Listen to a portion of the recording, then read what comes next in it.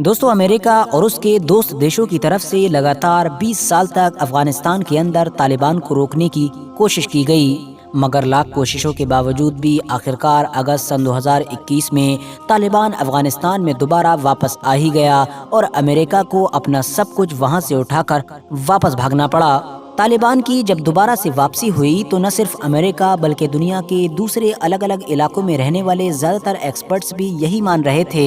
कि तालिबान भले ही वापस आने में तो कामयाब हो गया है, मगर ज़्यादा दिनों तक टिक ना सकेगा। अगले कुछ महीनों में ही, और अगर अगले कुछ महीनों में ना सही तो अगले 1-2 साल के अंदर तो ज़रूर तालिबान आपस में ही लड़कर टूट जाएगा और पूरी तरीके से ख़त्म हो जाएगा। ऐसा इसलिए भी कहा जा रहा था क्योंकि दुनिया जानती थी कि अमेरिका अफगानिस्तान से निकलने के बाद तालिबान के ऊपर सैंक्शंस ज़रूर लगाएगा, और जब अमेरिका इसके ऊपर प्रतिबंध लगा देगा तो जाहिर है तालिबान न तो दुनिया के दूसरे देशों के साथ ट्रेड वगैरह कर सकेगा और न ही इसको बाहर की कोई मदद वगैरह मिलेगी। नतीजा ये होगा कि अफगानिस्तान की इकोनॉमी पूरी तरीके से कोलैप्स कर जाएगी। साथ ही साथ ये भी माना जा रहा था क्योंकि तालिबान के पास हुकूमत चलाने का तो कोई तजर्बा है नहीं, इसीलिए अफगानिस्तान के जो पहले से ही बहुत सारी जंगों की वजह से भुखमरी, गरीबी और बेरोजगारी का सामना कर रहा है, वो तालिबान के आते ही और भी बुरी हालत में पहुंच जाएगा और वहां पर सिर्फ और सिर्फ क्राइम बचेगा। एक्सपर्ट्स मानते थे कि ये तालिबानी लोग ईरान की तरह इतने एडवांस तो है नहीं कि जो सैंक्शंस लगने के बावजूद भी अपने बलबूते पर कुछ कर डालें,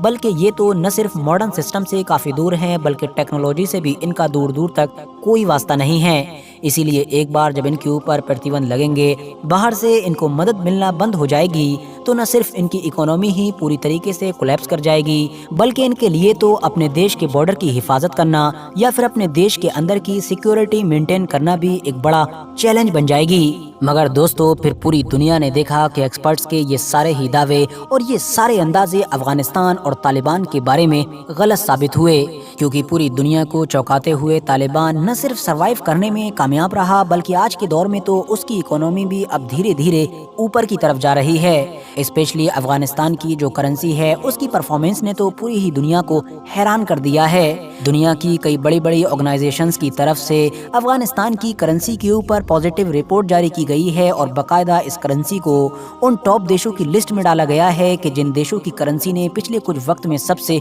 अच्छी परफॉर्मेंस दी है। इकोनॉमी के अलावा तालिबान के लिए जो एक और दूसरा सबसे बड़ा चैलेंज था, यानी कि इंटरनल सिक्योरिटी का, अफगानिस्तान को पूरी तरीके से स्टेबल करने का, उसमें भी कहीं ना कहीं तालिबान कामयाब होता हुआ नजर आया है, क्योंकि ऐसा माना जा रहा है कि काफी पहले ही तालिबान पूरे ही अफगानिस्तान को अंदरूनी तौर पर कंट्रोल करने में कामयाब हो चुका है। मगर दोस्तों, अब आखिर में सवाल यही है कि आखिर तालिबान ने ये सब कुछ कर कैसे लिया, आखिर ये सब कुछ मुमकिन कैसे बनाया गया। तो दोस्तों, सबसे पहले तो हम लोगों के लिए ये चीज़ समझ लेना ज़रूरी है कि अमेरिका या फिर दूसरे वेस्टर्न नेशंस की तरफ से जो तालिबान के ऊपर सैंक्शंस लगाए गए थे, उनमें से ज़्यादातर सैंक्शंस कोई नए नहीं थे बल्कि ये सारे प्रतिबंध तो 1998 के उस दौर में ही लगा दिए गए थे कि जब तालिबान का पुराना राज हुआ करता था। अमेरिका और कुछ वेस्टर्न नेशंस ने तालिबान के ऊपर जो प्रतिबंध लगाए थे, उनमें से जो कुछ मेन और बड़े प्रतिबंध थे, उनमें से एक तो ये था कि दरअसल इन देशों की तरफ से अफगानिस्तान के ट्रांजैक्शन को पूरी तरीके से बैन कर दिया गया था। मतलब सारे ही बड़े बड़े इंटरनेशनल इंस्टीट्यूट्स ने वो सारे ट्रांजैक्शन ही बैन कर दिए कि जिनमें किसी भी तरीके से अफगानिस्तान की किसी बैंक के किसी अकाउंट की इन्वॉल्वमेंट हुआ करती थी। मतलब अगर आपके पैसे अफगानिस्तान के बैंक अकाउंट में पड़े हुए हैं तो वो आप किसी भी इंटरनेशनल इंस्टीट्यूट से इधर उधर कर ही नहीं सकते थे। साथ ही साथ अमेरिका की तरफ से अफगानिस्तान के वो $7 बिलियन भी फ्रीज कर दिए गए कि जो रिजर्व के तौर पर अफगानिस्तान के देश से बाहर रखे हुए थे। हालांकि बाद में अमेरिका की तरफ से ये भी कहा गया था कि तालिबान इस बड़ी रकम में से आधी रकम ले सकता है, मगर इस शर्त के साथ कि अगर वो इसको आम लोगों पर खर्च करे, न कि अपने डिफेंस फील्ड में, यानी कि अपने हथियारों और फौज बनाने में। जाहिर है दोस्तों, अब आप लोग खुद ही अंदाजा लगा सकते हैं कि इस तरह के सैंक्शंस की वजह से उस अफगानिस्तान पर क्या असर पड़ा होगा कि जो ऑलरेडी बहुत ज़्यादा गरीब था और एक लंबे वक्त से वॉर जैसी चीज़ों का सामना कर रहा था। यही वजह थी कि दुनिया के सारे एक्सपर्ट्स ने ऑलरेडी ये कह दिया था कि तालिबान नहीं टिक सकेगा बल्कि तालिबान अफगानिस्तान को मैनेज ही नहीं कर सकेगा। मगर दोस्तों, आज के दौर में बड़े बड़े एक्सपर्ट्स के ये जो सारे दावे गलत साबित हो रहे हैं और सारे अंदाजे गलत जा रहे हैं, इसके पीछे सबसे बड़ी वजह यही बताई जा रही है क्योंकि तालिबान पर जो सारे प्रतिबंध, जो सैंक्शंस लगाए गए थे, उन्होंने कोई असर ही नहीं दिखाया, बल्कि ये सारे सैंक्शंस तो उल्टे पड़ गए। हुआ ये क्योंकि ये सारे ही प्रतिबंध अमेरिका या फिर उसके कुछ दोस्त देशों की ही तरफ से लगाए गए थे, न कि रशिया, चाइना और ईरान जैसे देशों की तरफ से लगाए गए थे। अब जाहिर है दोस्तों, वो कहावत तो सुनी होगी कि दुश्मन का दुश्मन दोस्त होता है। जब अमेरिका तालिबान का सबसे कट्टर दुश्मन था और उसने उसके ऊपर प्रतिबंध लगाए, तो ऑटोमेटिकली न सिर्फ तालिबान ही चाइना और रशिया की तरफ देखने लगा, बल्कि रशिया और चाइना ने भी मौका देखकर तालिबान को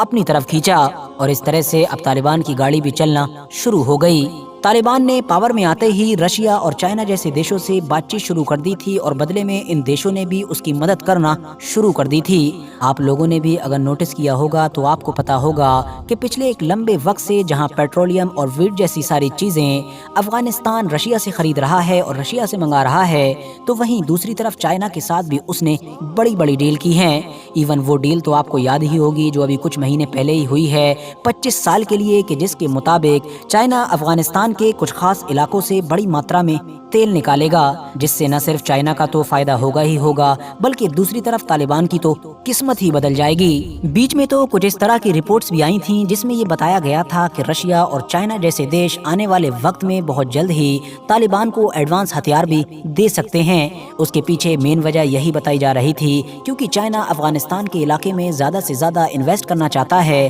और किसी भी देश में जब इन्वेस्ट करना होता है तो सबसे पहली चीज पीस होती है। अगर किसी देश में शांति नहीं है तो वो इन्वेस्टमेंट खराब जाती है। इसीलिए वो चाहता है कि बड़े बड़े इन्वेस्टमेंट के बदले में उसको भी तालिबान की तरफ से सुरक्षा, मतलब कि सिक्योरिटी की गारंटी मिले। 2021 में जब तालिबान वापस आने वाला था तो बहुत सारे लोगों की तरफ से ये भी अंदाजा लगाया जा रहा था कि पावर हासिल करते ही तालिबान उन सारे ही आम, गरीब और अमीर लोगों को नौकरी से निकाल देगा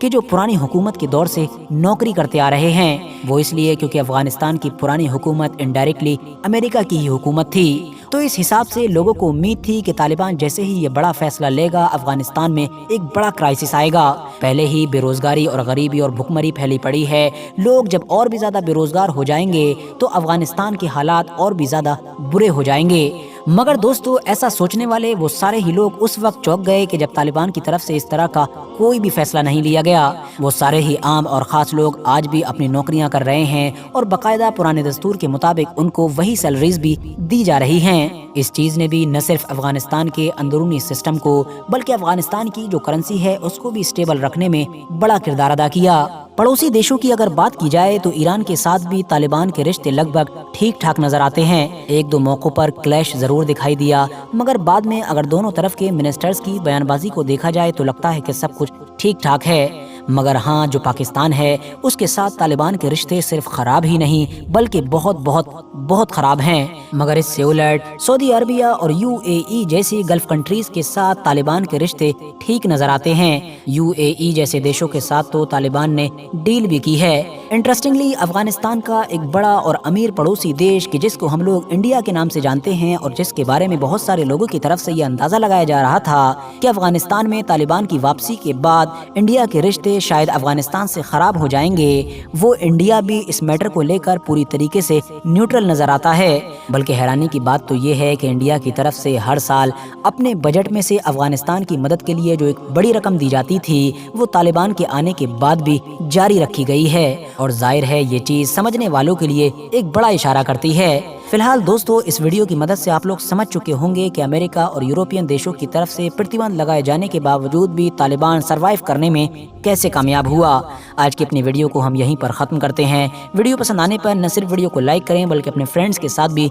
जरूर शेयर करें और इसी तरह की नॉलेजेबल और हिस्टोरिकल वीडियोस हमेशा देखने के लिए हमारे चैनल को सब्सक्राइब करने के साथ साथ बेल आइकन को भी जरूर प्रेस करें।